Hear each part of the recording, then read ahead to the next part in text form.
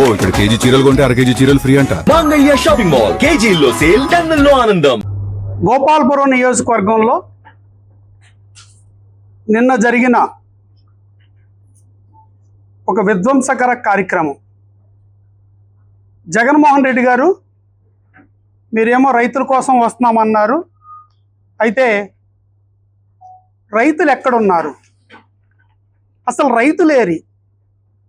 మీరు రైతులతో ముఖాముఖి అన్నారు. నాకెక్కడ రైతులు కనపడలే. మా నాయకులు కూడా అందరం కూడా చూసాం, ఎక్కడ రైతులు లేరు. ముందుగానే మీరు 5వ తారీఖున వస్తున్నప్పుడు మాకున్న సమాచారం ప్రకారం 4వ తారీఖునే ఒక ప్రెస్ మీట్ పెట్టాం. ప్రెస్ మీట్ పెట్టి స్పష్టంగా అడిగాం. ఏదో జనాలను చూపించి రోడ్ల మీద కిక్కిరిసేలాగా చేసి నానా బీభత్సం చేసి విధ్వంసం సృష్టించేసి వెళ్ళారు.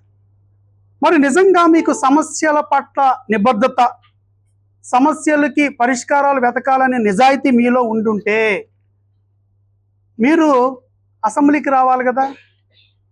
ప్రజలు మీకు ఓట్లేశారే. ప్రజాస్వామ్య వ్యవస్థలో మనకి అసెంబ్లీ ఒక వేదికగా ఉందిగా. మీరు పులివెందుల శాసనసభ్యులు, ప్రజలు మిమ్మల్ని ఎమ్మెల్యేగా గెలిపించి లేదా సిద్ధం అంట. సిద్ధం అనే ఒక జెండా పెట్టుకుని మేమంతా సిద్ధం, వీరు బాటలు మందు అవుతున్నాం. నడి రోడ్డు మీద సభ్య సమాజం తలదించుకునేలాగా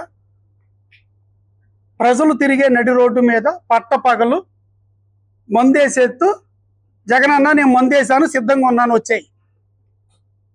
జెండా అదేగా చెప్తుంది.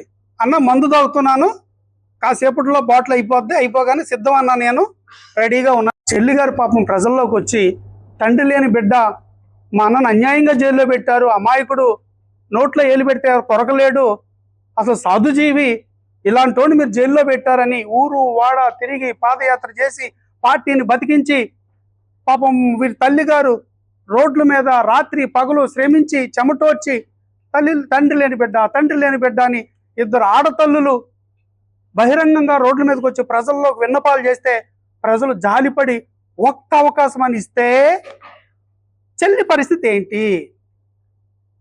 రక్తం పంచుకు పుట్టిన వాళ్ళు వీళ్ళందరూ అరే సొంత చేసిన విధ్వంసం ఏంటి?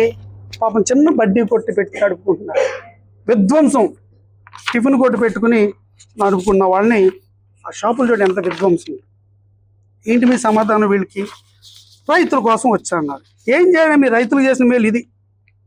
అక్కడ ఉండే బేళ్లు తొక్కేసి బేళ్లను మొత్తం విధ్వంసం చేసేసి మొత్తం సర్వనాశనం చేసేసి రైతులు కంట నీరు. రైతులకి ఇది నిజమైన కడుపు కోత. పంట అమ్మేటప్పుడు ₹1 తగ్గినా రైతు కొంత తట్టుకోగలుగుతాడు, కానీ పంటను విధ్వంసం చేస్తే రైతు గుండె తరుక్కుపోద్ది. సిగ్గుందా మీకు? బుద్ధి జ్ఞానం ఉందా వెదవల్లారా? రైతు కష్టపడి ఆయకాలం కష్టపడి పనిచేసి పండించిన పంటని మీరు ఇలాగ విధ్వంసం చేసి తొక్కేస్తారా?